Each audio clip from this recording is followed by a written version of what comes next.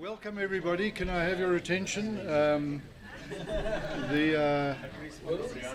that end over there. Can you hear me now? If I can't ask them if at the back if they can hear me, because they wouldn't know that I've asked if they can't hear me. So, but nonetheless, if you can hear me, then it signify. I'll project my voice. We have one of our better ever turnouts, and this is in spite of the fact that Dawie has spoken for us a few times, and it is said in marketing that to get to kiss a lady is a challenge. The real challenge is to get to kiss her the second time, and Dawie seems to have managed that. Or I suppose a man, we have to be gender neutral and androgynous. But I don't mean you have to kiss a man. But Dawie is obviously very popular, and it speaks to who the man is, what he's done, that he's drawn these numbers. Dawie is director. He's got a very long CV. I'll read the entire CV. He's accomplished a lot, all in one paragraph. I tried to get some of his naughty stoter stories out of him, but I couldn't. He's got none of these. He's done nothing embarrassing. He's never committed any sins. He's just such a goody two-shoes. He's director and chief economist of the Efficient Group, a big fund management and financial services company. He's a renowned economist, been active for 30 years, studying the South African economy, particularly specializing in monetary and fiscal policy. He's involved in the management of client asset portfolios at the Efficient Group. He's one of the most referenced economists in South Africa in the media. If there's someone more referenced than him, it'll be interesting to know who that is. I should imagine, my guess is he's probably number one. He has been an anchor presenter of a popular morning TV program called Untitled for 13 years. And we now have for Untitled Dawie to address us. And so Dawie, with that, over to you, and welcome to everybody to the Free Market Foundation. I have no doubt that you should all fasten your seatbelts, because with Dawie you're in for quite a ride, quite a wild ride. So over to Dawie. Dankie Leon, baie dankie. I just wanted to, what's my time limit? What is there an official time limit? I think we'll have to be out by about 11. Okay, thank you. It won't be that long. I must tell you, Leon, I can remember when I was still working at the Reserve Bank. I'm talking about quite a long time ago. You heard about these institutions like the Free Market Foundation, and you hear about certain leaders out there, like you, for instance, and I've been. This is really an honor for me to be here tonight. It always is, and I always feel so intimidated when I'm here. And guys like Leon, I don't really like guys like Leon that much. And the reason why I don't like people like him is because quite often I think of something and I think this is really this is something really original. And I will bounce it off somebody like Leon, for example, and he's sort of this a long time ago. So I can't think of something really original. Okay, I prepared this presentation. I still don't know this presentation. Somebody just asked me tonight. I do presentations like this a lot, but this is the one where I really get nervous. This is the one and it takes about 5 or 10 minutes for me to sort of get up to speed. But I don't know this presentation yet. It's going to take me some time to know this presentation. So what's going to happen is probably going to be surprising to me as to you as well. But the idea behind it is to see to unpack a little bit what's going on globally and what's going on in the economy, and if we can somehow get a bit of a glimpse on what can be expected in future, because I don't know what is going to happen in future. But what I'm pretty sure of, it's gonna be better. It's gonna be much better, because everything points to that. Now I've decided to start off about just after the Second World War, because in a way after the Second World War we decided on a few things. There was a deal in a way after the Second World War, and I'm going to unpack it the way I see this. This deal was certain things that we've decided upon in terms of politics and economics and certain institutions and so on. So it's after, in a way, the world sort of reset after the Second World War. Not all of them. A couple of countries went in all sort of funny directions and so on, but more or less after the Second World War, there was consensus about a number of things. Now, let's go through some of these. On a social political front, we decided that from now on, that the political system that we're going to use will be more or less democracy, however you want to define that. A couple of countries decided not to follow this, but democracy was more or less their political system. We also accepted that human rights from now on will be very important. It was not previously, but more or less. Private property rights will be protected. That was more or less what we decided socially, politically after the Second World War. On the economic front, a few things happened. We decided that from now on the state will play a role in the economy. That was accepted. John Maynard Keynes said that when the economy slows down, the state can spend more, and when the economy starts picking up speed, the state will spend less. So you use the state as a sort of a cushion, a shock breaker when the economy slows down and accelerates again. So there's a role for the state. That was the dogma. That was accepted just after the Second World War. We also created central banks after the Second. Before that, there were a few central banks, but central banks are actually quite relatively young creations. And this presentation is really about central banks and about money. But it started more or less after the Second World War. The South African Central Bank was created in 1921. Just before that, but more or less most countries, that was the era of the creation of central banks. And we also decided on a global currency. And the global currency was gold, essentially. So that's what we decided in terms of the economy. We created a number of institutions, and here are some of these institutions. The International Monetary Fund, which was created primarily to support countries when they get into balance of payments problems. We created the World Bank. Yes, a spelling. I fixed that spelling mistake. Oh, but we downloaded it again from the internet. I fixed it on my computer. Oh, all right. We created the World Bank. The World Bank was there to fund major projects and so on. And we created the United Nations, which was supposed to be sort of a global parliament in a way.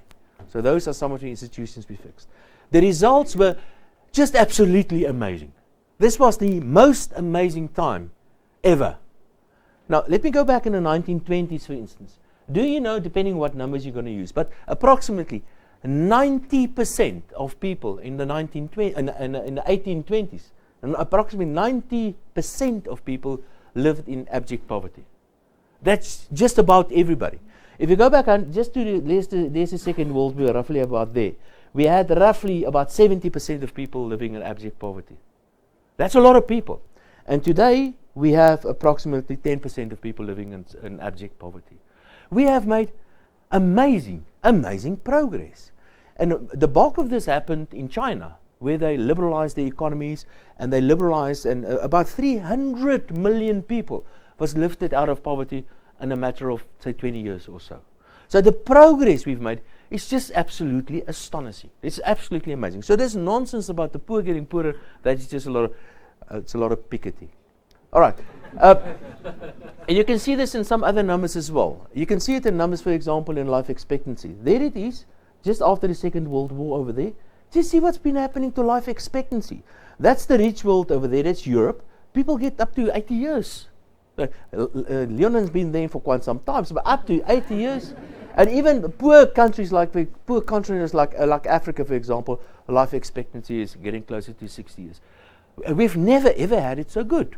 This was, whatever we decided to do after the Second World War, certainly was the right thing to do.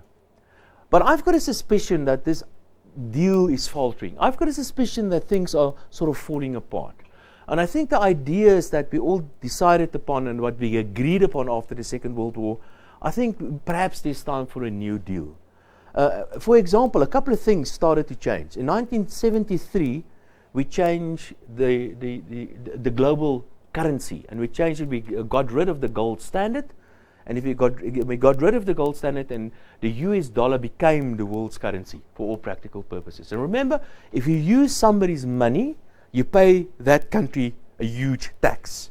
And that's part of the reason why the US economy is such a huge and a strong economy today, and politically and economically, because all of us, when we use the US dollar, to trade internationally, we're paying them a tax.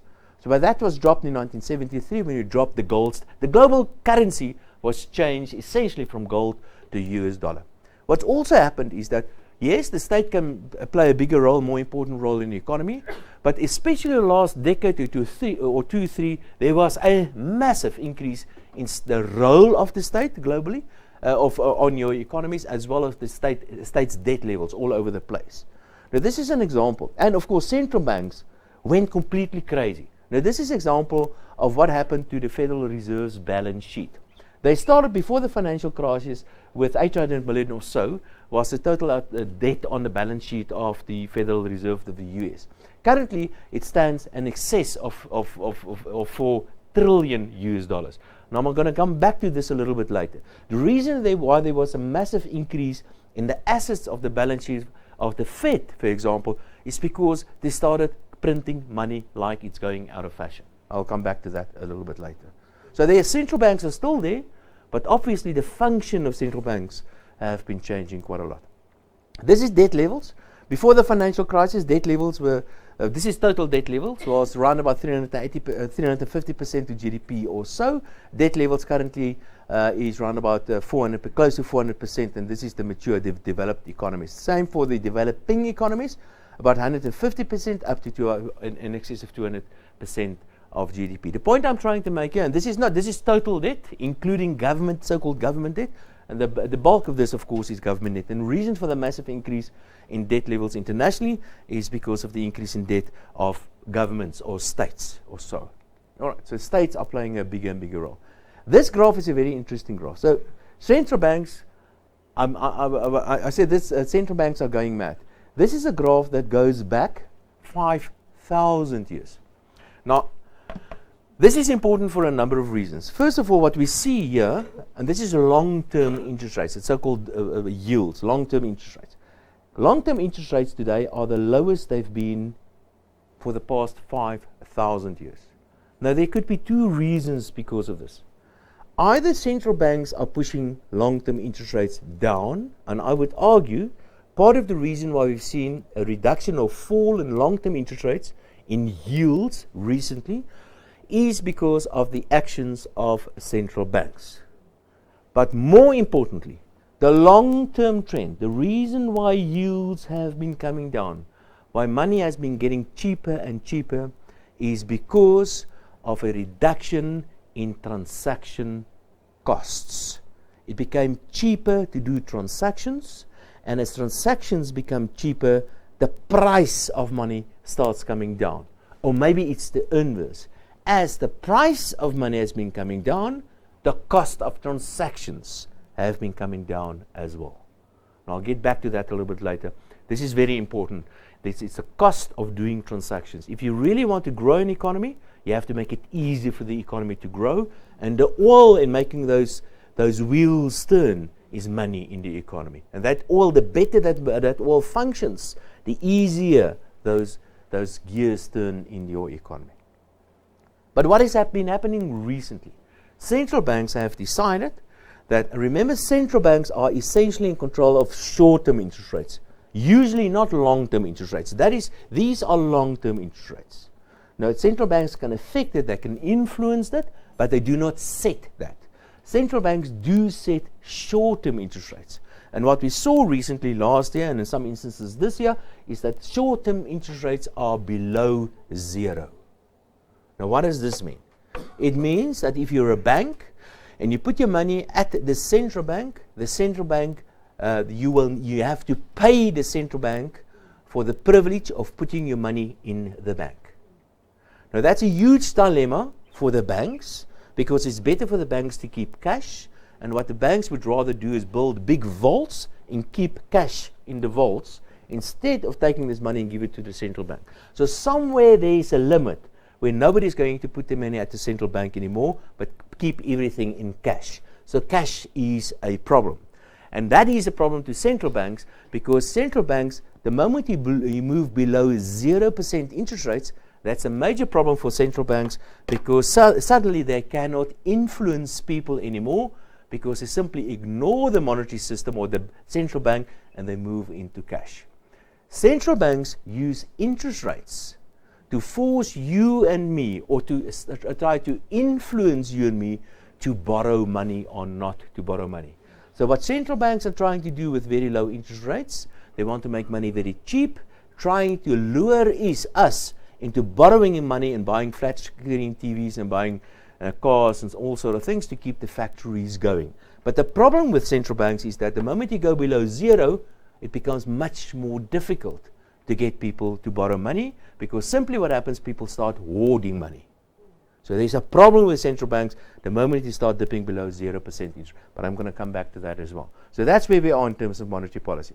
Let me just explain how quantitative easing, how it works. I show you what's been happening to the balance sheet of the Federal Reserve in the United States, the biggest central bank in the world. But let me explain QE, quantitative easing, in a simple way. What happens is that banks, not only banks, other institutions as well, they will lend money to governments.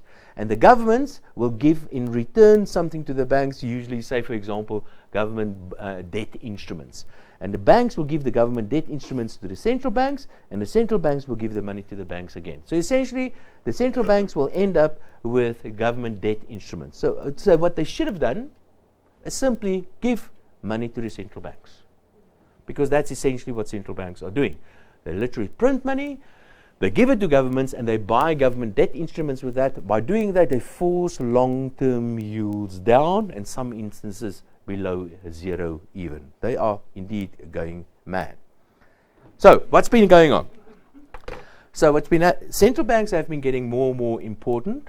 Central banks are becoming very, very, very, very powerful, and with that, states are getting bigger, and politicians are getting bigger and more powerful globally. And in a way, what I think, we had a fight before the Second World War. We wanted to get rid of this uber class, this special class, this ruling class, the kings and the queens and all sort of rulers and rent seekers.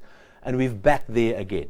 Because I think there's a new uber class, and this uber class, or this new upper class, are the career politicians and the professional bureaucrats today. And I would argue that that is part of the reason why we saw Brexit, and why we saw things like, for example, the Trump phenomenon, and why we probably see things like, for example, what's been happening in France and the like. So there seems to be a political realignment. People are getting sick and tired of this very, very powerful central banks and this very, very powerful bureaucracies out there, and they're voting for change. And you can say whatever you want to say about Trump, and I don't know, Leon doesn't like Trump at all, but there's one thing you cannot say about Trump: he's not part of the establishment. He's very much anti-establishment. And that's part of the reason why I think people has been voting against the establishment. What has been happening recently as well, there were some significant political adjustments, and one of those adjustments is that the world has become more virtual. We've moved into the cloud in a way. So that's more or less a bit of a history. Some of the technological changes that's been happening recently, we know things like, for example, Uber. People know about Uber. This watch, for example, knows when I'm going to get sick before I know I'm going to get sick. And that is really so. This watch follows my heartbeat and all that sort of stuff. And they can do all more things. Self-driving cars and 3D printers and so on. So there's a technological change taking place as well that is very important. Okay, if we all wash out on an island, what's the first thing we're going to start doing? The first thing we're going to start doing is to start with the primary industries. Now, the primary industries are mining and agriculture. That's what we're going to start. That's the dirty industries. Once you get into the dirty industries and you start producing in the dirty industries, then you take that, whatever you've produced, and you move into the secondary industries. That's typically manufacturing. You add value to this. And from there, you move into the service industry. And that's typically things like a very good example, you grow the wheat, you bake the bread, and then you service the bread. That's how an economy evolves over time. But the interesting thing is, as an economy evolves even further, the service industry becomes more and more important. And today, the big economies in the world consist mostly of the service industry. And in fact, if you look at South Africa, which is supposed to be a developing economy, the service industry plays a significant role in South Africa. And that's the only industry that's been growing quite strongly recently. Okay, so what has been happening? In a way, we're moving from the primary industry to the tertiary industry or the service industry, and you can see that, for example, in agriculture. So the guys in if you look at the piece of land, the piece of land produced X amount of wheat or millet or whatever the case may be 100 years ago, but multiples of that today. But it's the same piece of land. What's the difference? And the difference is things like technology and know-how and certain skills and it's genetics and management skills and that. So, and that's where the value add has become more important. And I think that's a good example. Agriculture is a good example of an industry that moved in a way from the primary to the tertiary or the service industry. But it also means that you're moving from the physical industry, or physical world, the real world, more into the service or the cloud, somewhere there. And remember, whenever you make use of the service industry, those sort of value add are usually can be digitized. Let me give you a good example. If you write a program, a computer program, or an app, you can download the app. The whole thing has been digitized. So that's important, I think. And you're all part of this. Facebook, for example, music apps and the stuff like that. So without a doubt, it seems to me as if the future has become service orientated, and that means it's possible to digitize the future as well. Services can be digitized. So I think it's time for a new deal after the deal we had just after the Second World War. Technology is playing a very important role. I think the virtual world will play a much more important role, and I think individualism will become more important. I'll get back to that a little bit later. We have experienced a new big brother in the form of the career politicians and bureaucrats. I think it's the end of that, and it's time for real individual freedom. That's what I really believe where we are now in a way. Okay, before I get to this stuff, I thought I'll just touch on one or two things about South Africa, one or two pictures about South Africa. I'm not going to spend much time on South Africa. I'm just going to show you a few pictures. If you want to go out and feel sick or something, you're welcome, but let me just and come back quickly. This is a couple of pictures about South Africa, but before I get to the actual presentation. This is this economic growth, and as you can see, you can I don't need to point out where the Z period starts, but this is South Africa's economic growth. This is quite interesting. This is an interesting calculation. Remember, if a foreigner wants to invest in South Africa, there are two things that they will consider. The first thing is, how expensive is it to enter this country? And and you look at the exchange rate of the currency as a measurement or a proxy of the price of entering that country. The South African currency is usually undervalued, making it cheap for foreigners to come into South Africa. So that's number one. Secondly, you look at what sort of returns you can expect if you come and invest in South Africa. And what I've done here, I've looked at the 10-year bond yields as an example, and our 10-year bond yields close to 9% roughly and so on. So I've made some use, and I multiplied the one with the other one, and I made some leads and lags and so on. And if anybody wants to know the technical side behind this, I'll explain that. But essentially what this is the undervaluation of the currency multiplied by the yield on the bond market. And that's my proxy for how attractive South Africa is. And South Africa at the moment is very attractive. Now, why is South Africa very attractive? It's a combination of two things. Because the rand is very weak, making it cheap to come into South Africa, and secondly, because the returns, especially on the bond market, is very attractive. But of course, there's a reason why South Africa is so attractive, and it's because there's a lot of risk involved in investing in South Africa. So even if we do get a further downgrade, South Africa is very attractive, and I won't be surprised if the speculators will come into South Africa anyway, because South Africa is so attractive. That will lead probably to a more volatile currency over time, but don't think that the rand is necessarily a one-way bet. This is what's been happening on a fiscal numbers. This is just state spending. This is state debt levels. I can go you through these horrible numbers, but the fiscus in South Africa is in really, really deep trouble. And it started recently when it was under the control of our good friend Pravin Gordhan, the guy that's going to save us from Zuma.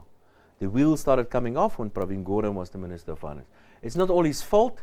There were financial crisis and the commodity crisis and all that, but the reality is that state debt levels today are at record high levels. This is a very important reason for our recent downgrades. This is the calculation of the currency that I referred to earlier. In this calculation, and this one here, I use this number here. And this is the undervaluation of the currency. The rand that's the average undervaluation of the currency. So the rand at the moment, it came back a little bit, but the rand, essentially what this is, it's an absolute purchasing power parity approach at a percentage deviation from parity. So if you're not confused, because you're not concentrating. Okay, that's it. So the rand is weak. The rand is cheap. And the rand coming back, everybody's saying the rand is strong. It's not strong, it's just less weak, but it's still weak. That's the point. And for this reason, I will not be surprised if the rand goes a little bit stronger. One or two things will happen. Either the rand will appreciate or inflation will accelerate. That's a combination of these two. So I'm just trying to confuse you a little bit. Okay, radical economic transformation. What does it mean, and what can we see if we can understand what's going on with radical economic transformation? As an economist, and we talk about economics, there are four things, as far as I'm concerned, that are important when you talk about radical economic transformation. The first one is fiscal policy, and I just showed you what's been going on in fiscal accounts. The fiscal accounts are in really, really deep trouble. So if anything, I would rather cut back on state spending. That's the most important thing to do. The emphasis is probably going to be on more state spending. In fact, if you analyze the budget, you will see Pravin Gordhan's budget earlier this year emphasizes an increase in further spending, and that means that the rich people sitting in this room here tonight need to pay more taxes. So expect further increases in taxes. That's on the fiscal side. On the monetary side, when you talk about monetary policy, there are two basic things that are important. The first one is interest rates, and the other one has to do with the exchange rate, monetary policy. I think the Reserve Bank has been doing an okay job. Not an excellent job, an okay job. Come back to that a little bit later, but the point I want to make is that currently there's an attack on the monetary authorities, as we all know with the Public Protector's report came out last week. On labour policy, that's a disaster in South Africa. Labour legislation is a disaster. Labour relations is a disaster. And the biggest disaster as far as policies, labour is concerned in South Africa is a horrible state of South Africa's skills development system. That is probably the biggest disaster in labour. And then trade policy, whenever you talk about trade policy, the emphasis is always on the revenue side of the income statement, while I believe it should be on the expense side of the income statement. When you talk about the Minister of Trade and Industry, he's going to say, I need to protect the local industries, and therefore I need to increase their prices for them to make more money, to get in more money. But he forgets to refer to where they spend their money on as well. They spend their money on inferior infrastructure. They spend their money on security that they're not supposed to be spending on. They spend their money on labor that's not productive and that sort of stuff. So that's where the emphasis should be. Forget about the revenue side. Put your emphasis on the expense side of trade policy rather. So what is likely to be included in the radical economic transformation? Things like social engineering, BE, wealth taxes. By the way, they are considering. The Davis Commission is considering wealth taxes at the moment. I wrote something about wealth taxes, and I've given it to some institutions that's trying to fight that. Capital taxes, we have some of those. We're probably going to see more of those. We're probably going to see a bigger state. Centralized decision making, even more centralized decision maker. That is typically in the what Lenin wanted. So we've got a Leninist, communist orientated political ruling class in South Africa. That means more civil servants, prescribed assets for pension funds. That's also probably what will be included in radical economic transformation. Protection of local industry, creation of certain industry, redistribution, labor market stuff and all that. So that's just the normal stuff that can be expected if you talk about radical economic transformation. What I would like to see in radical economic transformation, protection of private property rights, freedom of association, freedom of choice, freedom of contract, and equal responsibility. That's also very important when you talk about all sort of freedoms and rights. You also have responsibility for things as well. On the economic side, on the fiscal policy, we need a smaller state, less state spending, less taxes as well. On the monetary side, we probably need in the short term higher interest rates, not lower interest rates. On the labor policy, remove all obstacles to job creation, and on trade policy, put the emphasis on the expense side of the income statements and not on the revenue side of the expense of the trade of the income statements. All right, that is my idea of radical economic transformation. And now we have this, and this is the Public Protector's what happened last week. in a way, the Reserve Bank has not yet been captured. The financial sector has not yet really been captured. And I think the proposals by the public protector is probably illegal. I'm not a legal boffin, but I don't think that is her dam to swim in. And even if the Reserve Bank, and even if there's a change in the Constitution, I don't think much is really going to change in the short term anyway. Because the same guys will still be in charge of the Reserve Bank. They will probably still maintain a certain monetary policy the way they've been doing and so on. So I don't think much will change. But what will change is that one thing that really matters, and that is trust. Because you create, the international investors will realize that protecting the value of the currency is not entrenched in the Constitution anymore. So there will be a new governor at the Reserve Bank in some time in the future, and he's probably not going to protect the value of the currency, and that will lead to all sort of bad things. But doesn't mean that the Reserve Bank walks on water, by the way. Let's see how they've been doing the last couple of years.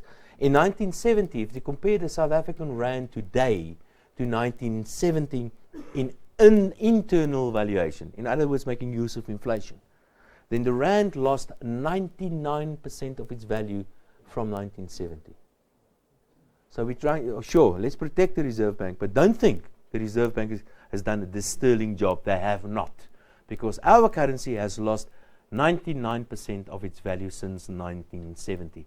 On an external valuation, compared to the US dollar as an example, the rand has also lost about 99% of its value since 1970. So the Reserve Bank, if you look at the mandate to protect the value of the currency, even the Reserve Bank hasn't done a good job. So imagine what's going to happen if we remove that mandate from the Constitution as well. In fact, all government currencies, all government monies have always been either destroyed or is in the process of getting destroyed.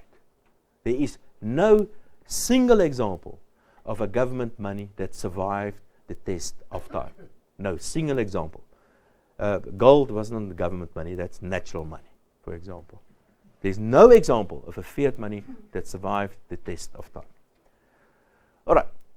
An amazing economist. In fact, his book is here you will get his book here, as of course Milton Friedman, and he won a Nobel Prize on that equation, and that money equals prices. Well, it's money times the velocity of money. I'm not going to get too complicated.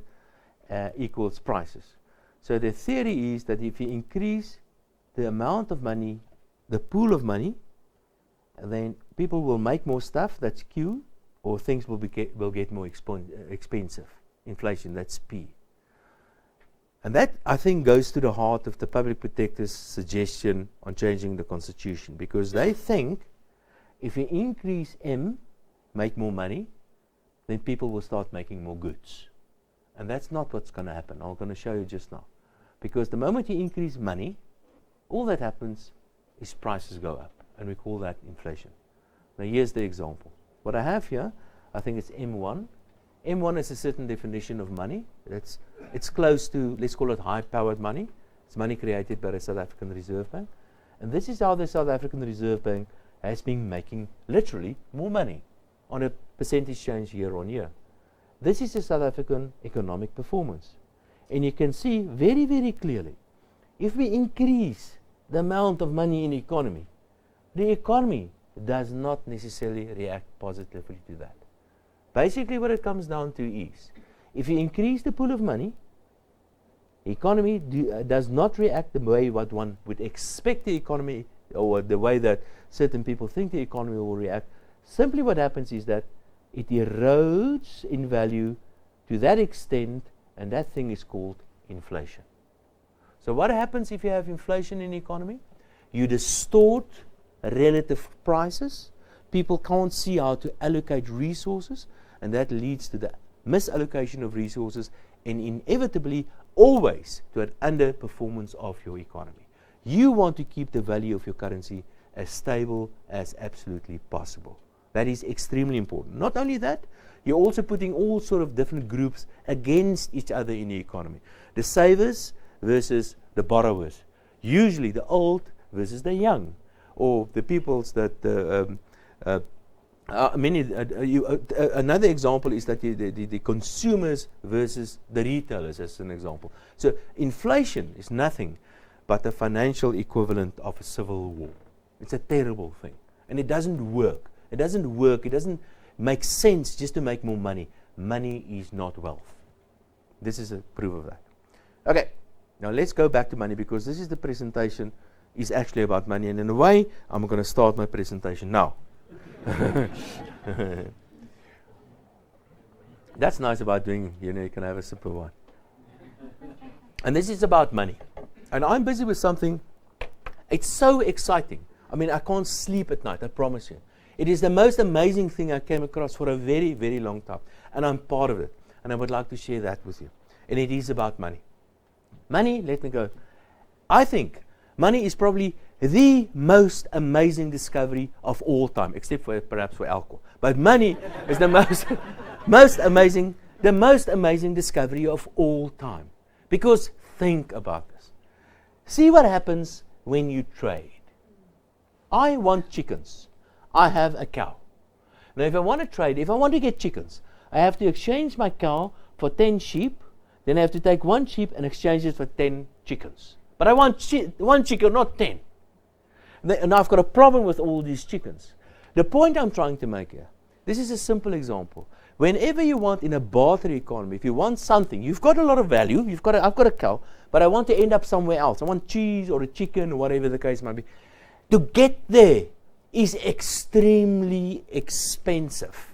There's a lot of friction in trying to get there. It takes a lot of time to eventually get to my chicken.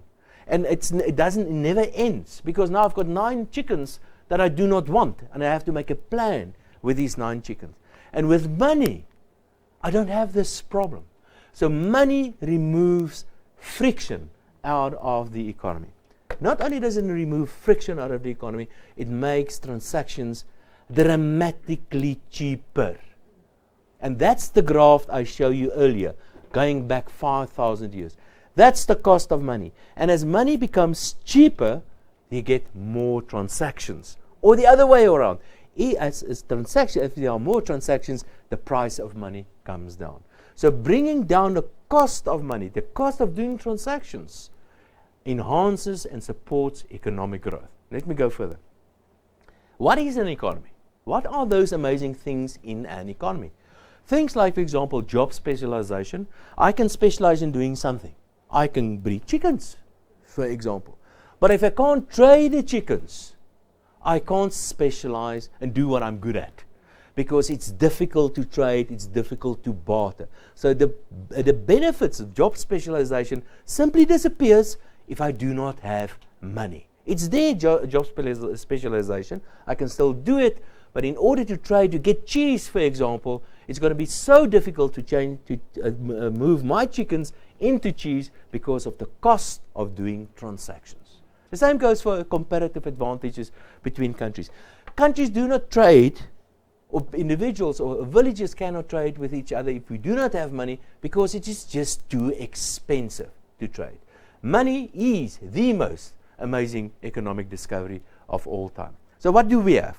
We have a race to the bottom of cost. We want to reduce the cost of doing money. We want to reduce the cost of doing transactions, because the more we reduce the cost of doing transactions, the more wealth we create. Because the more we allow this pool of capital in the economy to do more transactions, and the more transactions we do, the wealthier all of us become.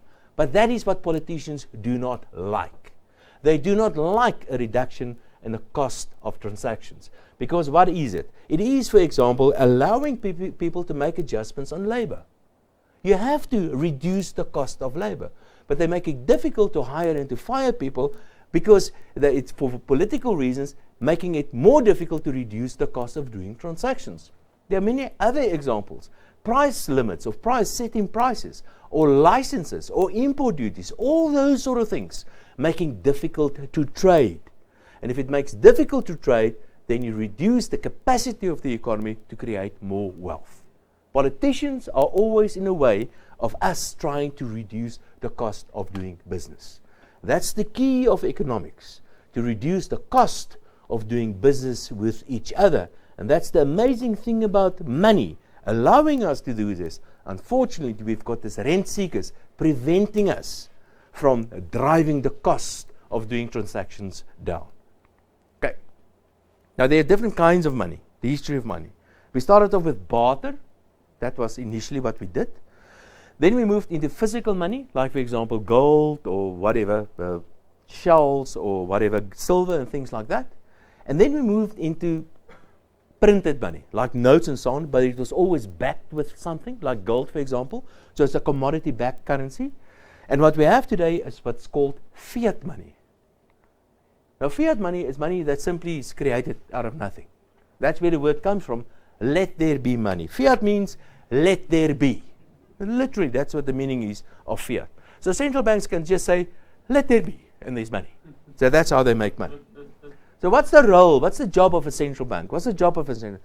The original job of the central bank was to fund wars. Central banks are monopolies, and they were given the right to be the sole issuer of money, provided they provide loans to Napoleon. And that's where it starts, the Central Bank of France, by the way. So they became central banks because they got a monopoly, because they were given the sole right to make money literally, but they had to fund the war effort of whoever was in charge. And of course, the function of banks is to literally make money, of central banks is to make money. But recently, central banks have been getting involved in all sorts of things. Today, they make money. We know that. We're not allowed to do that. They are monopolies. They also set the price of money, and that's interest rates. We're not allowed to do that. They decide what the price of money is. They watch certain aggregates, like, for example, money supply, credit extension, and stuff like that, because central banks are very clever people. They know exactly how much money we need. We don't have to worry about that sort of stuff. They know, and they always know better. They also started targeting inflation because they know where inflation should be. In the case of South Africa, it should be between 3 and 6%. Unless it's above 6%, then it doesn't matter. But it should be between 3 and 6%, for example. They provide liquidity to the financial system. Because when some people get into trouble, you must go and help them. That's what provision of liquidity means. They're always the lender of last resort. So if the bank gets in trouble somewhere, you can always go and knock on the door of the Reserve Bank, and they will always help you out. They supervise banks. So we don't need to worry about banks. The Reserve Bank will always make all the banks are safe and sound. So don't worry about it. The banks are cool. They're also responsible for the financial system. No responsibility on us. The financial system is looked after by the Reserve Bank. They always know best. They're also responsible for the economy. They know exactly how to drive the economy, and they know how to set interest rates because they have insights in the economy that you and I certainly will never ever have. And they're also responsible for things, even for job creation nowadays. So central banks are essentially responsible for everything. And central banks are immensely powerful institutions. They can, by saying certain things, they can move the markets quite literally. Okay, so central banks, let there be money, and that's what it means, a fiat money. So how does this thing about central bank, how does it work? A central bank will literally make money, and it will give this money then to the banks, and the banks will lend it out to customers. Now, that initial injection of cash by the central banks, that money there is so-called high-powered money. So the Reserve Bank will put money into the system, and the banks will give something in return to the central bank, usually something like, for example, a government debt instrument. Now, that money can be either cash, like notes and coins, or it can be a deposit that the central bank creates out of nothing, fiat, poof, for the bank at the central bank. This is high-powered money. This is only the beginning of money creation. Now it gets to the interesting side. So that 100 Rand, for example, goes to the banks. The bank will lend it out to A will spend it at B, and B deposit it back at the bank. The bank will lend it out to C, who spend it on D, which will deposit it back at the bank. Lend it out to E, spend it on F, deposit it back in the bank. And so it goes on and on and on. So that 100 Rand can be lent out and deposited, and lent out and back, lent out and in and out, indefinitely. So 100 Rand can be increased in money multiples and multiple times indefinitely. Okay, so the deposits, that's money, the red parts, and the borrowing, the money going out. And this is the actual money creation process. Money creation happens between the borrowers, usually me, and the savers, usually you. So you will go and save your money at the bank, and I will go and borrow it and redeposit it back at the bank. And we all think we have money at the bank, all the depositors. We do not. And the whole thing started off only with the central bank making 100 rands worth of money. But central banks know this sort of stuff. So what do? They say, no. You're not allowed to lend out that 100 rand to A. You have to keep some in reserve. And that's called fractional reserves. So if a central bank is required for every time they lend out money, so that money they can lend out 100 rand there, 100 rand is deposited back, but now they can only lend out 90 rand. So the amount of money that can be created gradually gets smaller and smaller and smaller. That's called fractional reserves. So if they keep 10% in reserve, for example, they can still create out of 100 rand, 1,000 rands worth of money out of deposits, out of thin air. So it's not only the central bank, it's a fractional reserve system that also contributes to the system of making more money. And they are. If 20% will give you 500 rand, 5% 2,000 rand, and so on. Okay, but the Reserve Bank is very clever. It's a very clever institution because they know that they know everything, remember, central banks. And in order for them to force us to do what they want, they need to always keep us, the economy, hungry. Now you have banks and customers in the economy. They borrow and lend and borrow and lend and borrow and lend to each other. Banks to banks, customers to banks, banks to customers, and so on. So there's a kind of an equilibrium eventually that develops between the banks and the customers. But what the Reserve Bank does, they will quite often sneak into the financial markets, sell something quickly to a bank, and take some of the cash out of the system. That's called an open market transaction. And suddenly, this kind of equilibrium in the market is distorted because the bank's going to say, but I've got a shortage of money. Where's the money gone to now? But there's always a lender of last resort. We can always go to the central bank and borrow money from the central bank. So the last rand that is always borrowed in the economy is always borrowed from the central bank. And that price that the central bank sets is called the repurchase rate or the repo rate. And that price is the price of all monies in the economy eventually as well. So because of the financial system that we have, the central bank has the ability to drain liquidity, forcing the banks back to the central bank to borrow money from the only guy that's allowed to make money, the central bank, and therefore the price of money, interest rates, is affected and influence all the other prices or interest rates in the economy. That's the system, financial system that we have. What different kinds of money do we have? Now, there are a number of different kinds of money. There's physical money, and physical money can be notes and coins and so on, or gold coins or whatever. We've got central bank money, let's call it government money if we like. We've got digital money or electronic money. The moment you start using internet transfers, that's electronic money. We've got virtual money as well. Virtual money is not money, by the way. Virtual money is like monopoly money. If you play internet games and you get these tokens and so, that's virtual money. It's not money. It's just stuff. It's monopoly money. It's not real money. You get private money and you get crypto monies. And you get many different kinds of other monies as well. Now let me give you some definitions on some of these monies as well. Now let's see how money is used and how we can understand what all these different monies, what it means. Cash money means that one individual can do a transaction with another individual, and so you and I, we can exchange money between the two of us. I give you money, you give me a chicken. It's anonymous, which is very cool. I like that. There's no record, which I also like because it's our business. Nobody else's business. But that is the reason, part of the reason, why some central banks, like the Bank of India, recently banned their large denominations of money. And that is part of the reason why many economists are arguing for abolishing some of the larger denominations of money, of notes, in some other countries in the world as well. Because the moment you start doing transactions between two individuals in large notes, it becomes very difficult for the politicians to tax you. They don't want you to use tax or money because they want to tax you. They want you to do transactions where they can actually follow what you have been doing because they want to tax you. So what they're going to do, and this is a prediction, they are probably going to keep on getting rid of these large denomination notes over time. So expect a further reduction in the number, and eventually expect the total abolishment of cash over time. Everything will eventually become electronic or digital. There's another problem with big money, with big notes, and that's the zero interest rates problem.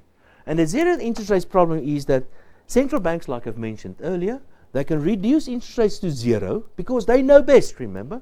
They know that we need to start borrowing money and spend money. So they can encourage us to do this by cutting interest rates to low levels. And the moment they start cutting interest rates to below zero, it creates all sorts of other problems because now people start hoarding cash. So one way of forcing us to do what the Reserve Bank wants us to do is by abolishing cash. And the moment they abolish cash completely, they all force us into electronic money, making it possible for them to reduce interest rates to below zero, to -5, to -10, to minus whatever percent. And you will realize that if you keep on keeping your money will eventually become worthless and you will start spending it. And that's exactly what central banks want us to do.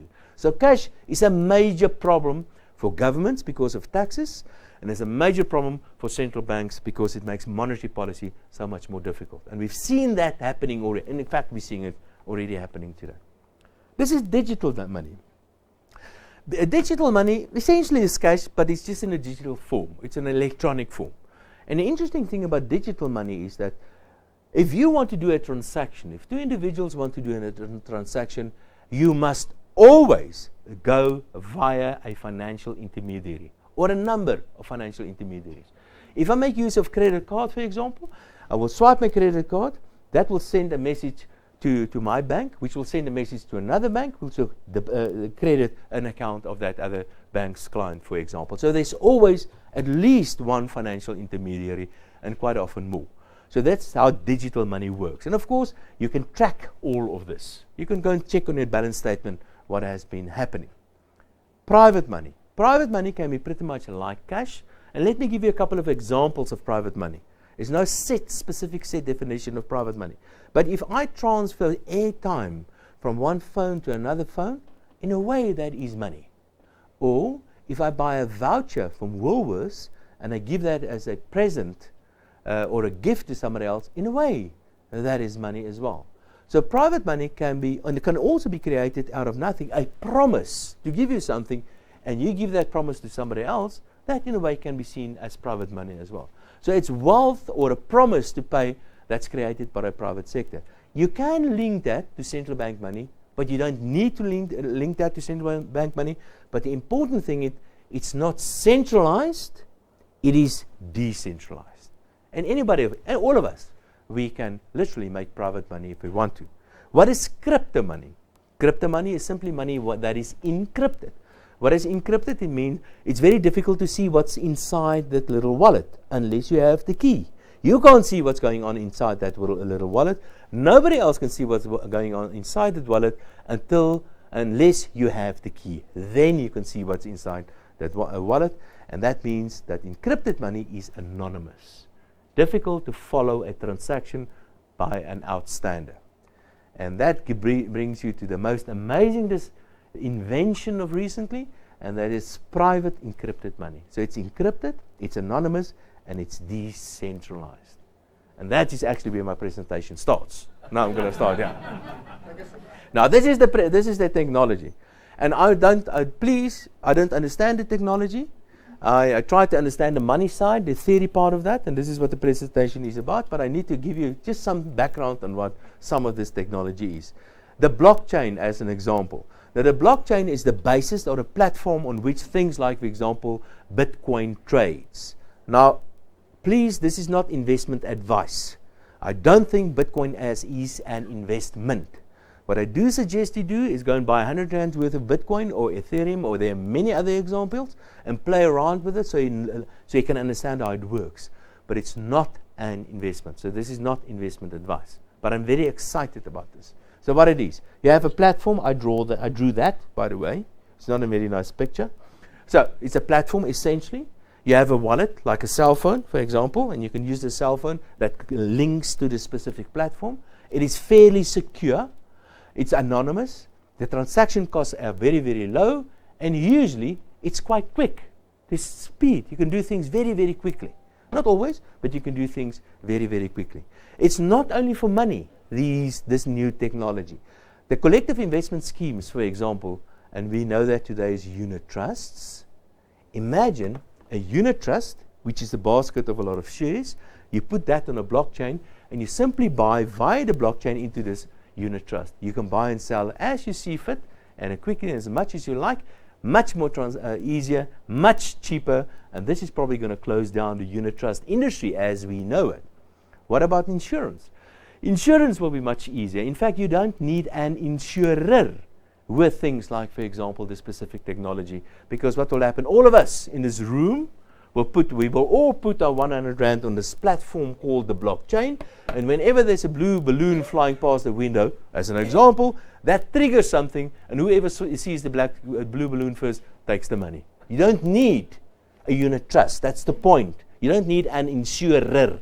That's the point. So this technology will make it possible to the people that contribute to the pool and the people that claim from the pool to sort of insure each other. That's another advantage. It's not only for monies. And that creates then a platform for so-called smart contracts, and we can talk about that a little bit later. Okay, so it's decentralized, which is important. Central bank money is a centralized system. Decentralized or private money is decentralized. Everybody knows everything about everybody else. It's like this wall of people here, all of us here tonight. I will say, and I will broadcast it to everybody, I'm going to give this to that person, and we can all see that. No, I can't give this thing to another person because I've already given it to that person. And that essentially is the basis of blockchain. So everybody knows who's been doing what to whom, but nobody knows who's anybody else because everybody's only got a number. It's anonymous. So that's the basis of a decentralized system, like, for example, the blockchain. Everybody participating with the system is the reason why the system is quite secure and why it works the way it does. Okay. Now, this is some interesting stuff. There's a book on these. You will find find a number of books of this guy on these shelves, and his name is von Hayek, Friedrich von Hayek, and he is of the so-called Austrian School of Economics, and he wrote a book called The Denationalization of Money. And what he said is that money should not be under the control of a central government or authority. Money should be denationalized or privatized in today's language. So how do you privatize money? Now, there's a reason why I want to touch on this, because I'm going to show you something extremely exciting just now. He says we need a system of private currencies. We don't need banks, or we don't need a central bank as a monopoly. Everybody should be allowed to have their own currency. And this specific currency should be based on something, on a basket, or on gold, or on silver, whatever the case might be. And as the basket changes, you must change as the things like, for example, consumption patterns change. You must change the composition of this basket as well. And we must experiment, that's what he said. What is the best basket to support this specific currency? And through things like, for example, buying and selling of your currency, you can maintain the value of your currency, and eventually the press will report on whether you've been running your currency well or not. What Hayek said was, we should have a lot of private currencies, and they must compete with each other, and the press, the market, will decide what the value of these currencies should be, what the exchange rate of these currencies should be. And this is the exciting part. Before I get to the exciting part, because I'm busy with a real-life experiment, I just want to make a prediction on what can be expected if these private currencies really take hold, and what the future is going to look like. Here it is. On the monetary side, now remember, whenever I do a transaction between two individuals, I always go, except when it's cash, I also always go through a financial intermediary.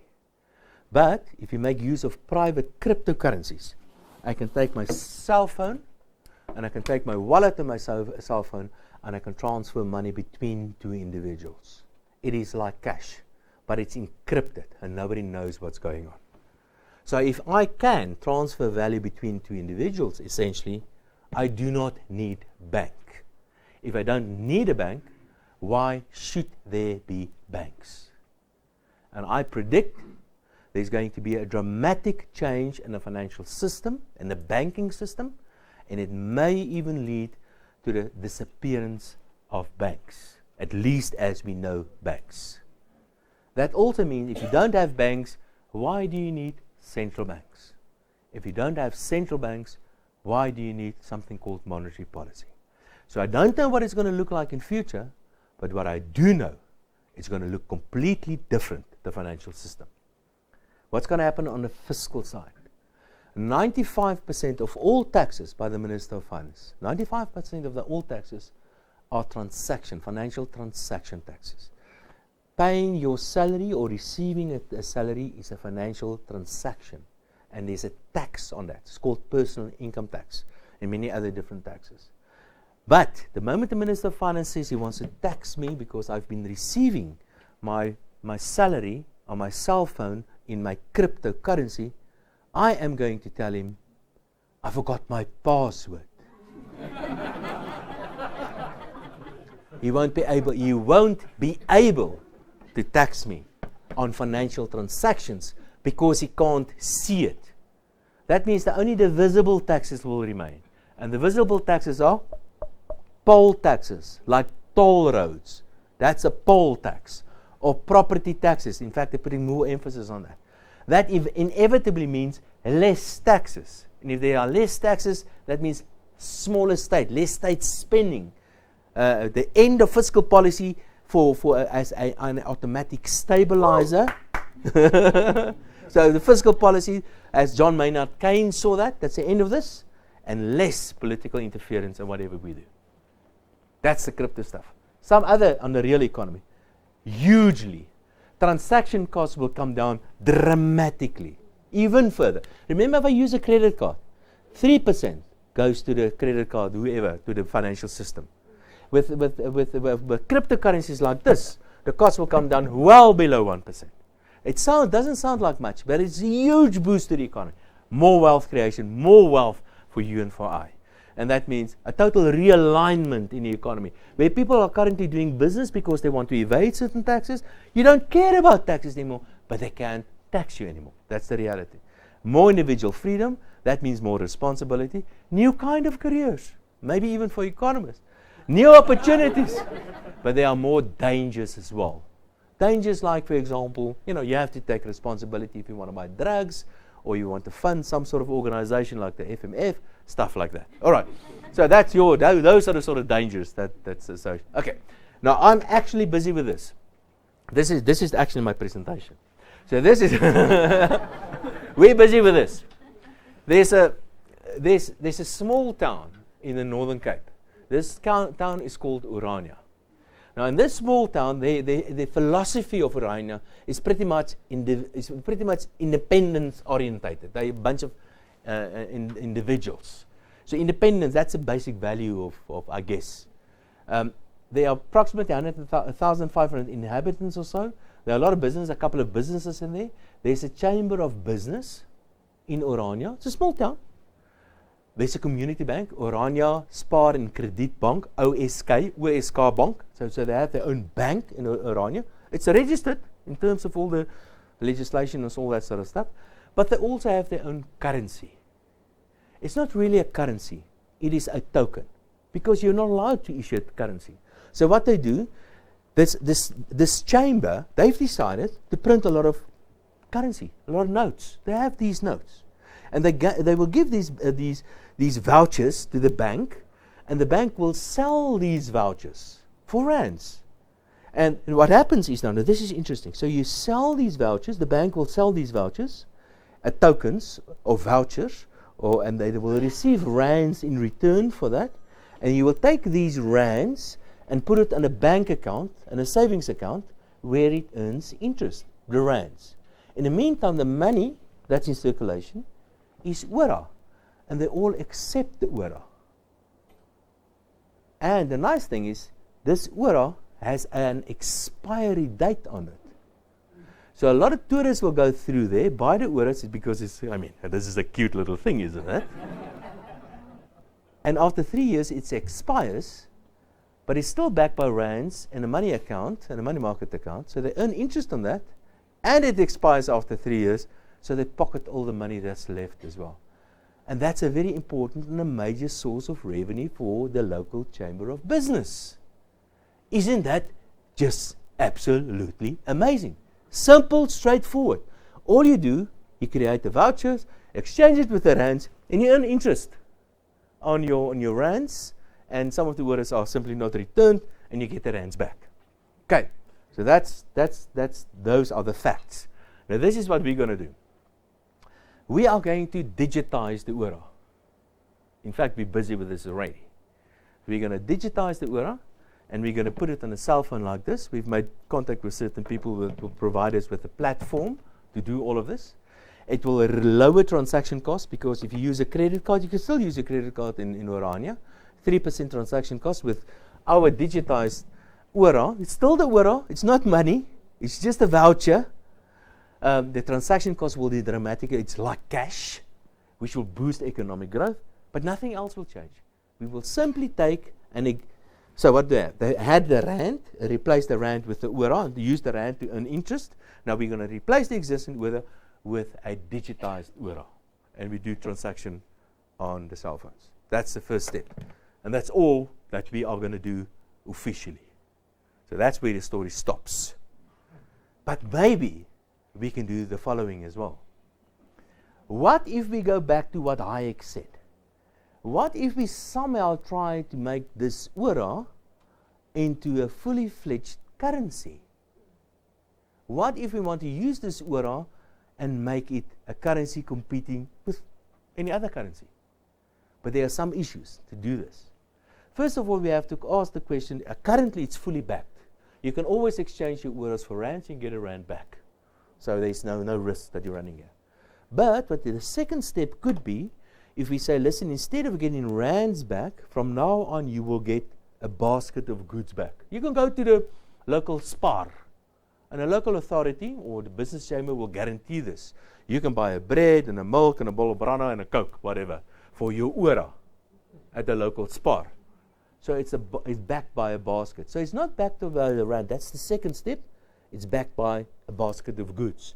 And we can change the composition of this basket of goods to whatever, and to make sure that this ura does not lose its value.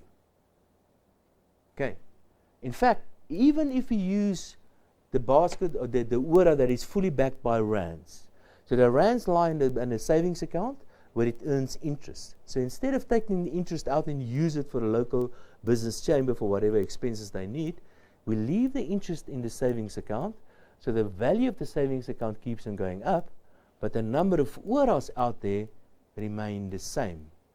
So the number of uras are backed by an increasing number of rands. So the ura will appreciate against the rand. Or we can back it by a basket of goods. And the third possibility is by backing it by not physical stuff like a rand or by a basket of goods, but by a service. And this is exciting stuff. There's a local authority in Orania. They provide the local authority stuff like, for example, storage, refuse removal, tar the roads, and blah, blah, blah, stuff like that. And they can always create this more and more. What if we back the ura to a basket of local authority goods? Or, the last possibility, why back it at all? Because the rand's not backed, the dollar's not backed, the Zim dollar wasn't backed, the Venezuela Bolivar is not backed. Why do we need to back the ura? The Bitcoin is not backed, the Ethereum is not backed. Why do you need to back the ura? Provided you have enough trust in whoever creates the ura. And the possibility is very good that we can have a rival currency that rivals the South African rand pretty soon, And the best part is nobody can stop us. Because the only way you can stop this is by switching off the internet. That's the only way you can stop it. And in fact, this is just one example. We are busy with many other examples. There are many institutions that are that similar sort of kind of institutions. If you have the local chess club, why can't you create money for the local chess club?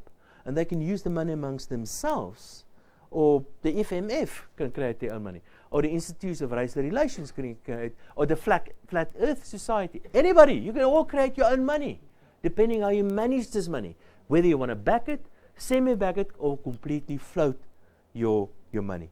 And what we're currently doing as well, and this is reality stuff, we're in the process of creating an exchange, a table, a market, where you can put all these different currencies, and they can trade with each other. And if you want to use FMF rands, but you need to pay EFF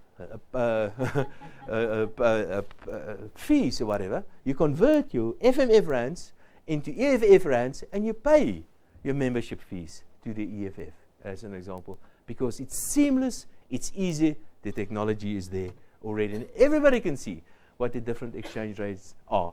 And I'm in the process of testing the hypothesis of Hayek, and so far things are going very, very well. So what's the result?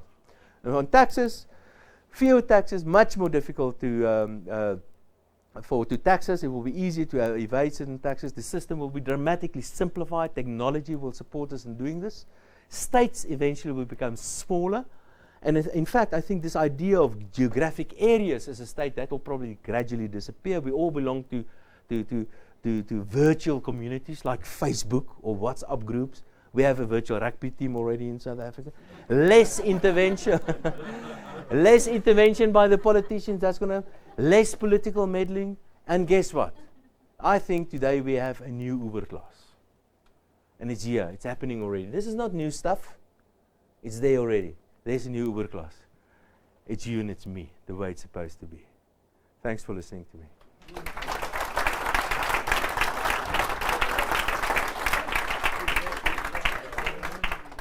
Don't go away, stay seated. That was the introduction, now the real speech. Dawie, will you handle questions and comments? I will, yes. And then we'll give it, half an hour? Okay, whatever you say. Dawie, Yes, sir. I'll pray, and I'm not religious, but I'll pray every night that you're right. But in the real world, governments don't like it when you don't pay taxes. So they're going to come after you. Somehow they're going to watch where you're going overseas or spending money or whatever, and they're going to find a way of taxing you. I don't know. But if you're going to be so innovative, they're going to get your competitor to be more innovative and tax you. They're not going to just let us get away with it. I mean, I'm asking the question. Yeah. You know, I haven't spoken to the Reserve Bank, and I haven't. I've done some research, quite a lot. I haven't spoken to the FSB. I've done some research on them. I know who the people are to talk to. I haven't spoken to them yet. And I know that the Treasury, as an example, will look at these sort of things as well. What I also know is that the blockchain is used by big institutions like, for example, Citibank and JP Morgan and so on. So this is nothing new. This is not airy-fairy stuff. It's actually there. And what I can tell you, the Reserve Bank hasn't got a clue what's going on. Treasury hasn't got a clue what's going on. The FSB hasn't got a clue what's going on. The authorities just do not know what's going to hit them. They are so far behind. And I'm not clever on the technology. There are many clever people about the technology. And of course they can catch us eventually, because you have to go through a customs whatever, and they're going to find a way to tax you at customs or whatever. But I promise you, technology will make it easier for us to get away from those claws of the ineptocrats, inevitably. We'll never get away completely from them, but without a doubt, it's going to be easier in future. I'm sure. Can I just come in briefly? He hasn't spoken to the Reserve Bank. I have. I've had meetings with they've got a special committee on cryptocurrency. They've got papers on their website. And the reason for it is not relevant now, and also I had a meeting scheduled at their request with SARS, and then to find out, we need to try and help understand, and they've rescheduled it, and I don't know if it'll happen. But the Reserve Bank's position is as follows.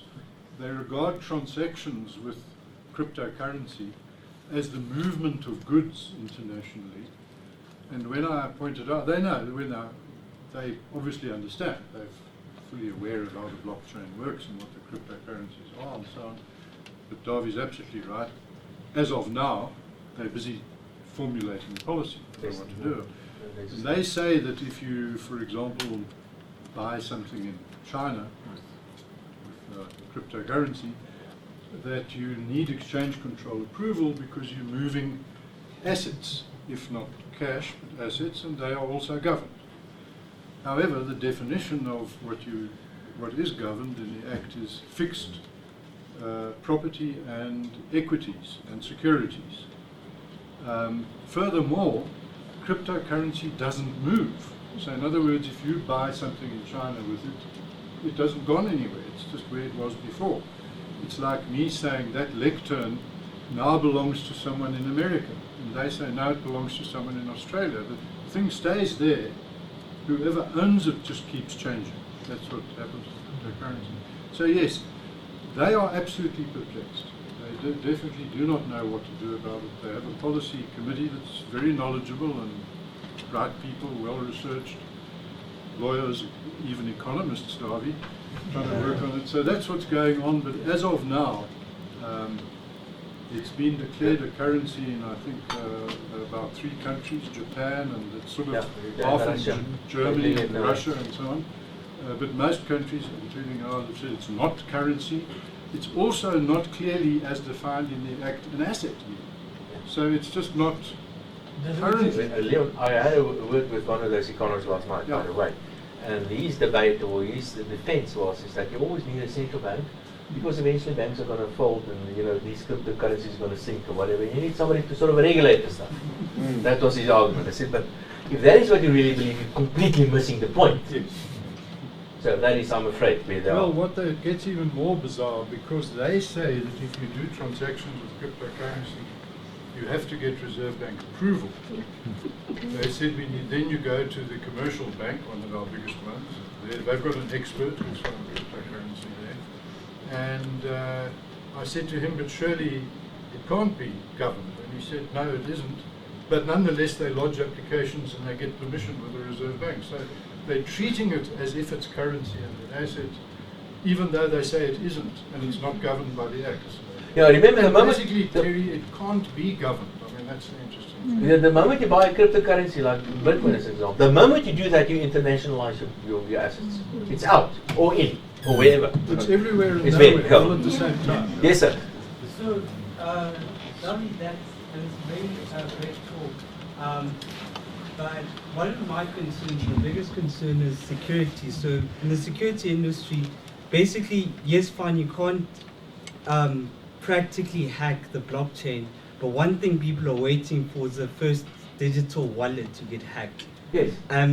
What will probably happen is that you'll have these probably like security companies then offer the best security for your wallet, and fundamentally you'll start having big giant security companies. And isn't that one of the most fundamental functions of a state, to provide security against external and internal enemies or attacks? So will we not end up creating virtual states? Yeah, you know what? You asked me, philosophically what you're saying is states' role is to provide protection, and philosophically I can agree with that. But don't ask me about the technology. But the guy that can answer is this guy here. His name is Scott. And you can answer. He's a serious expert in this sort of stuff. Go ahead, if you can. Okay, so the thing is basically that they wouldn't be entrusted to, they wouldn't be entrusted to, who asked the question? You asked the question. Yeah. They wouldn't be entrusted to like a central third party. There are already places like Coinbase, there are already exchanges, there are already guys like this. Now the exchanges typically do get hacked. Why? Because they're a massive honeypot of money. And then the guys eventually like break in there and they steal some amount of money. But for instance, the amount of money on my phone, there's not a massive incentive, it's not a lot, so there's not a massive incentive to actually like steal the money off my phone specifically. The cool thing about cryptography is it is very asymmetrical to attack, so it's incredibly difficult to steal, but it's very easy for somebody to start the protection process. So that's kind of like where the revolutionary aspect of it is.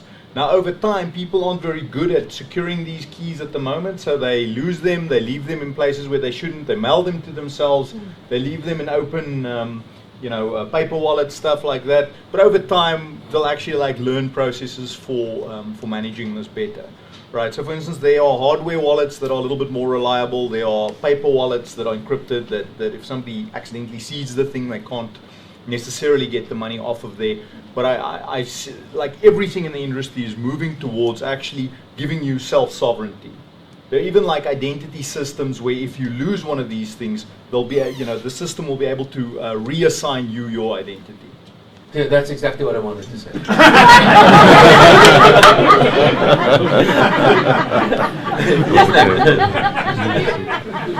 know if any of the exchanges based in South Africa, so almost exclusively dealing and exchanging rands to cryptocurrency, if they're under any obligation to report anything to SARS? I think officially they are.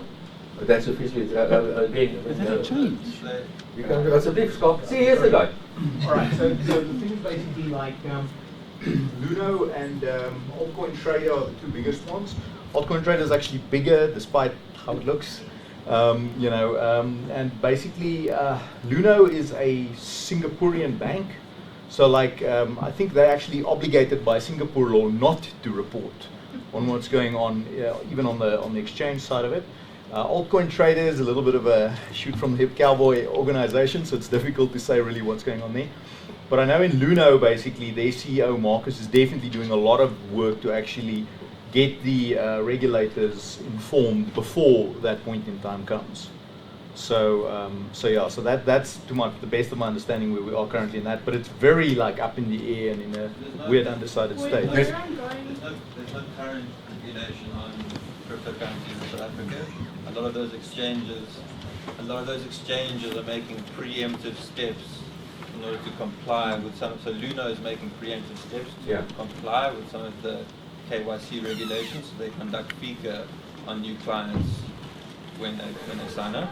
But they're not obliged to do so. They're doing that in advance to make sure they comply with KYC for when the regulations then finally do come into force, whenever that might be the case.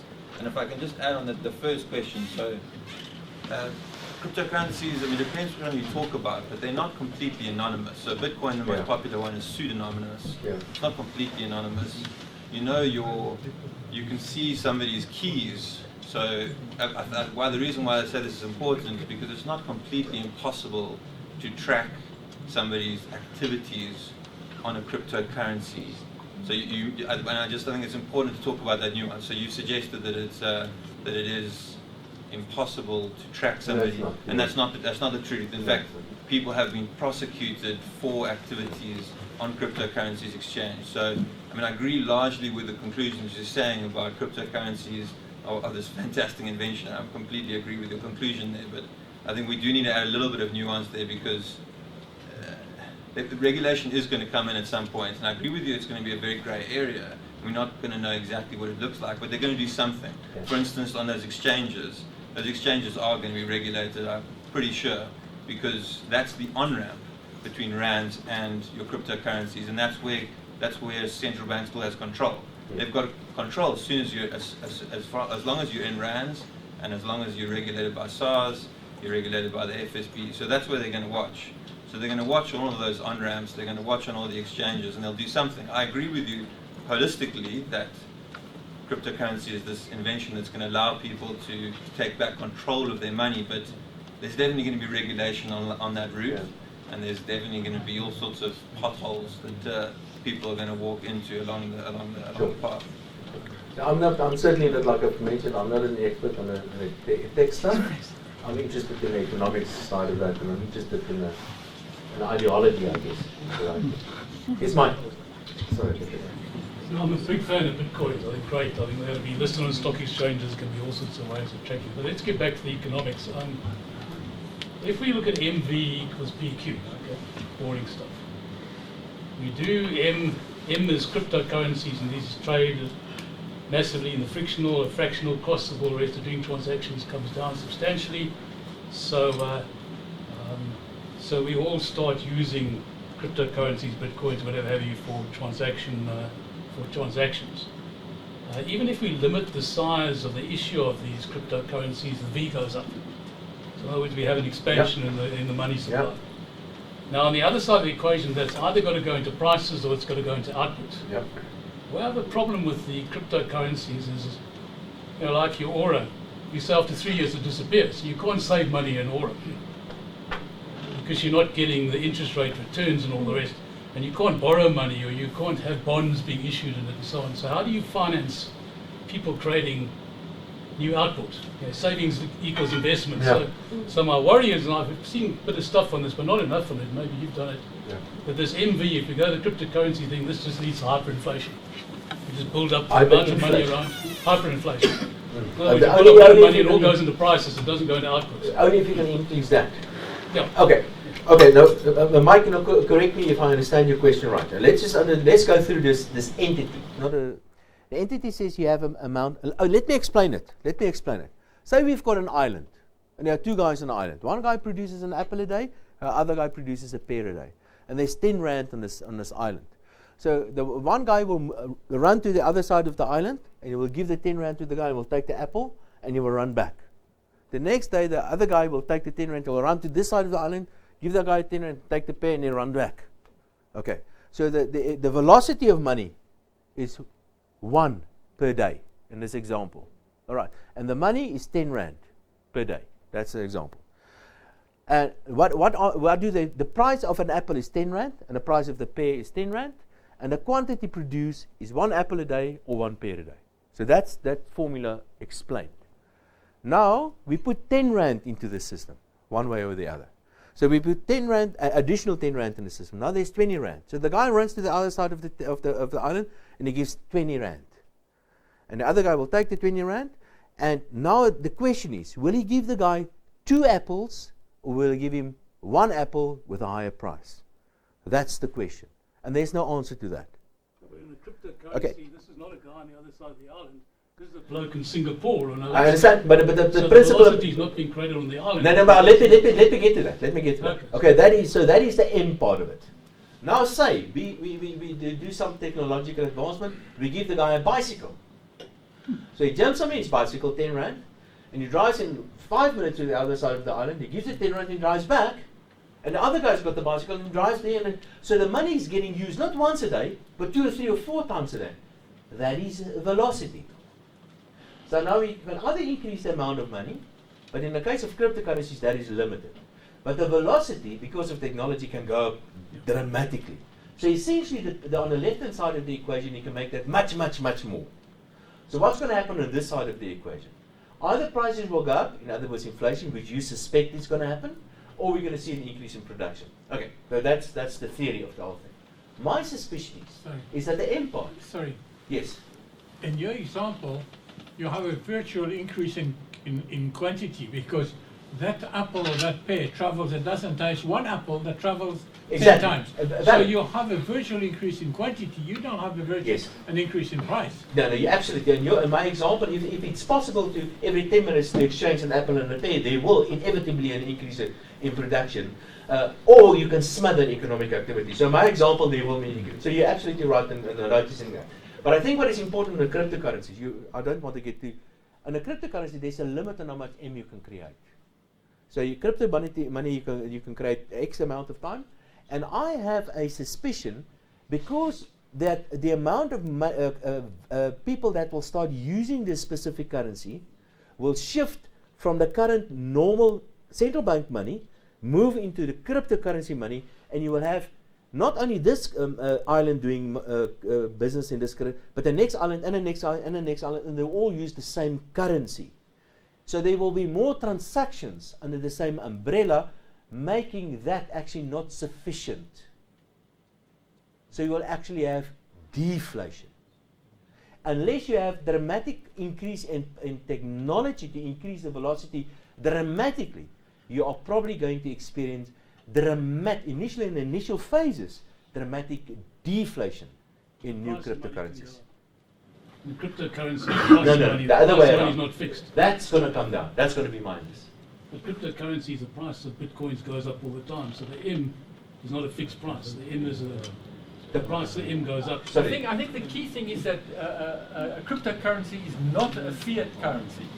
And because it's not a fiat That's the currency, point. its creation is probably tied to production rather than to... No, it's not. What is it tied to? No, it's not tied to production. It's What- it's tied to a mathematical limit. Is that correct? It's tied to a mathematical. Yes, It's but limited. the creation is associated with production. No, not really. Not? No, it's not. It's not to production in a conventional sense of the word. But It's a transaction. It's not even. But it's not a fiat currency. That's the It's not a important. fiat currency. You can't just keep on making more. That's the point. Yeah. There's a limit how much you can make. Doesn't it get back to the beginning of the story? Where, or take Hayek's denationalization of money, where in the end you have competing currencies. That's the point. Now 500 years ago you had competing things that you would use, whether it be silver or gold or shells or whatever, and in the end the people who used them through the market decided which was the best one, and gold became the best one. Now, isn't that going to happen with the Bitcoin type of thing as well? Bitcoin, and depending how you do that, of course, some of them you can create a lot of them. But in the case of Bitcoin, my suspicion is that this will be limited eventually. You can increase this indefinitely eventually, but it's going to take a long time. And there's a lot of new transactions can be part of this, and I think we're going to, and we are currently experiencing deflation with Bitcoin, dramatic deflation. Isn't the problem with the aura that there's going to be no competition, so the guys who are controlling it can do what they like with it, unless they would. There's probably going to be competition, yes, but If there's competition, you're right. That was the idea of the standard bank currency or the net bank currency or so on, that every day you look in the press and you see this one's gone down, so I'm going to dump it, I'm going to use the other one. You want a currency that's stable. It's probably not going to be stable. Even an appreciating currency is not stable. I don't know what those things. But what I do know is that if you have to choose between Tendai Mbiti, who was the governor of the Central Bank of Zimbabwe? Is his name? Between him or who's the guy that created Bitcoin? I would rather go for the Bitcoin guy. That's just yes, sir. Dawie, maybe one of the technical guys could just explain how this mining of Bitcoins works when they validate the transaction. Somebody want to take that, the mining? Scark, you want to do that? Because that's how it's created, eh? You want to do that? Okay, there's the guy. So basically, so every time a transaction takes place, it gets put on the blockchain, and you're essentially paid to verify that transaction. And every hour or every minute, a certain amount of Bitcoin is created, and that then gets distributed between these people that are processing the transactions based on a hashing power. So if I'm contributing 1,000 hashes, that's worth X amount, and that amount changes based on the number of transactions. And so I'm essentially being paid as part of a decentralized bank to process the transaction. So isn't that part of the V then there? No. No, that's part of the M. No, because the V is the velocity, isn't that the number of transactions or the... No, that's just the guy checking the transactions. So the V is changes based on how many people are using the Bitcoin, not how many people are processing the transactions. But I get rewarded with money for validating transactions. So the more the V, the more the M. No, that's not what it is. The more people use it, it's the V. The M is mining constant. is the supply. So M is constant. No, the M goes up because you get rewarded in a Bitcoin for validating a transaction. Basically, you pay a transaction fee. So in other words, the money you have, if you add 10 Bitcoin and you pay a 1 Bitcoin transaction fee, the sum is still 10 Bitcoins. He gets an additional reward which decreases over time, which increases the M. Currently, it's about 12.5 Bitcoins every 10 minutes. So at the moment, the M is still increasing, relatively speaking. So I have a question for the technical guys with regards to the mining. So eventually, with the mining, the coins cease to be created in the end, and there's a finite number of these coins. So what is the reward for the miners once that point is reached? Like, what maintains the servers in order for the transactions to continue to happen? Yeah, okay, you can take it. So my understanding, you have to separate Bitcoin from the altcoins. So with Bitcoin, there's a finite amount that's going to be created, and ideally, when that last Bitcoin is created, the reward system will change. Yes. So instead of the miners getting paid by the newly minted Bitcoin, you'll get paid in a transaction fee. Thanks. With Ethereum, it's completely different. That's moving to proof of stake Exactly. and all of that. Yeah, But sure. Okay, let's look at. Do you wanted to add something? Well, I just think the point you made about the different coins is a very critical point. So you get a lot of different types of cryptocurrencies, and they have lots of different types of properties, and as a result, there's lots of different implications for what we're talking about inflation or deflation. It depends which one you're talking about. So with Bitcoin, there is a finite. It's written into the protocol how many Bitcoins there will be at some point in the future. So then it is finite and it is a deflationary currency. But some of the other ones are not written with the same protocol in mind. So it's very critical that you understand all those nuances of the different. There's plenty there's more than. I think there's more than 400 different cryptocurrencies out there in the market.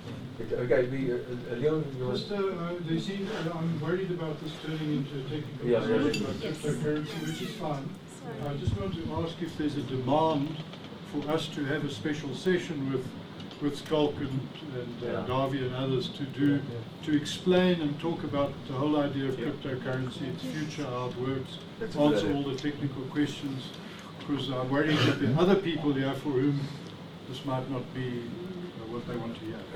You've got a question, yes? Yeah, thank you. First, I believe... So just be quickly, is there those who would like a session on cryptocurrency, hands up? Yeah. Okay, big demand. Okay. First, very fascinating, but I believe finally it will become a power game before politics cedes power to this new system.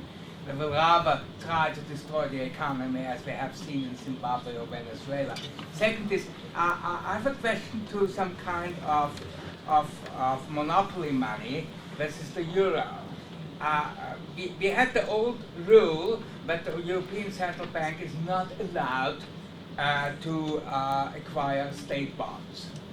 Now they dropped that rule, and now the European Central Bank is buying state bonds, buying. I thought over and over about it and thought, is that the financial perpetuum mobile? Because we can go on with that. But as we know from natural sciences, perpetuum mobile does not exist. So what it is, my fear is, it must break down this system that the European Central Bank buys without any limits state bonds.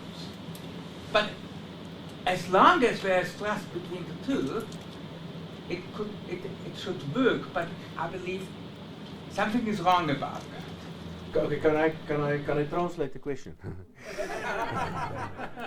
Okay, the question is essentially, how far can central banks keep on making money out of nothing? And why is it as they make more money that the money still keeps its value? Yes, exactly. Why is that? And I don't have the answer for that, but I think there are a couple of things that gives us an indication of where it's going to go to. Firstly, I think we don't have enough time yet to say that.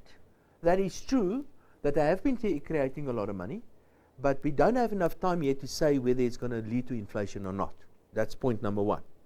Point number two is, remember, monetary policy is like a rope. You can pull a rope, and central banks do that quite often.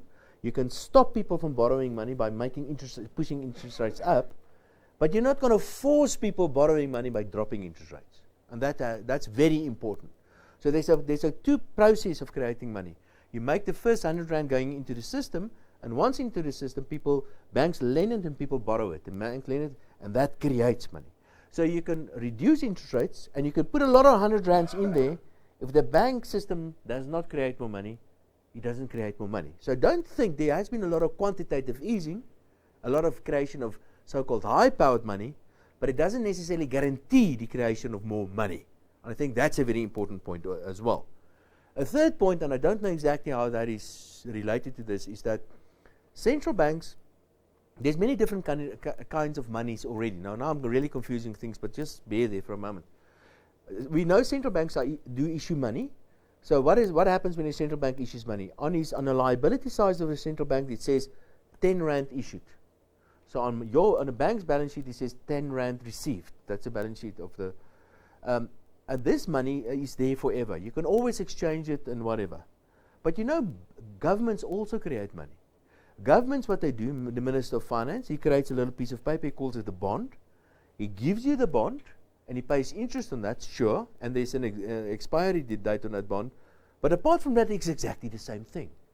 So this idea of central bank independence, I think that's really pushing it, because the sovereign, including the central bank and the government, they both issue money.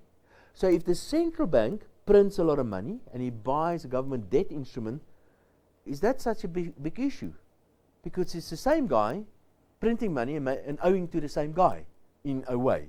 So they can essentially just cancel all that quantitative easing.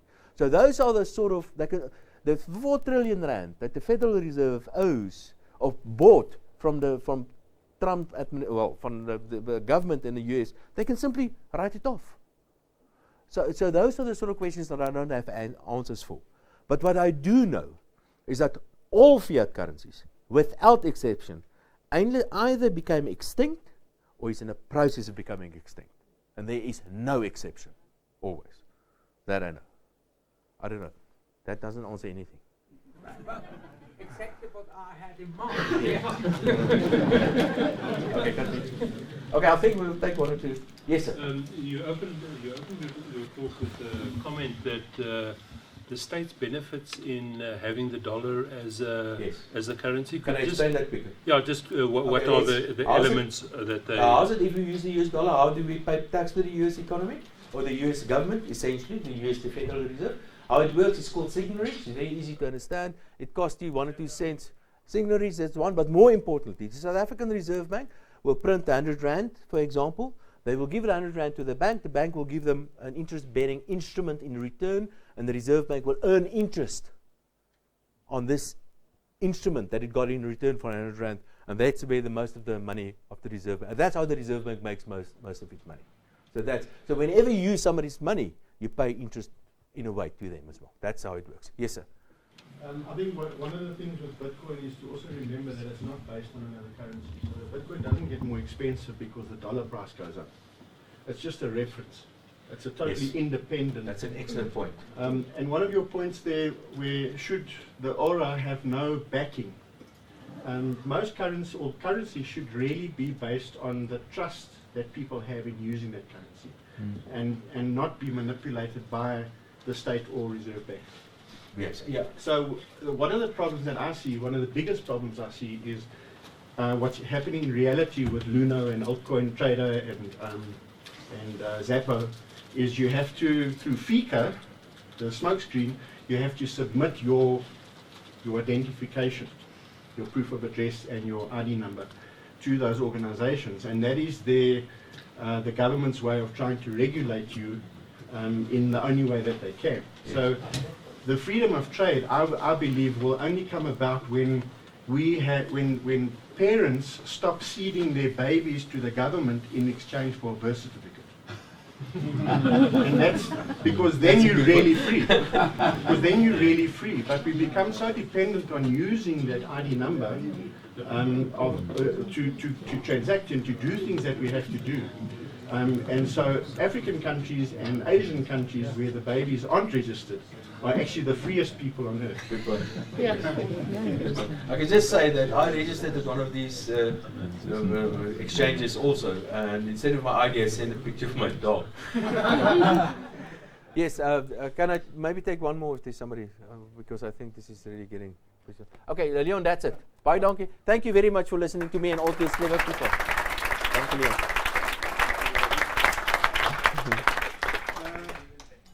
Well, that was, as I said, a roller coaster ride. I want you to fasten your seatbelts. Darwie's, this is why we have the crowds.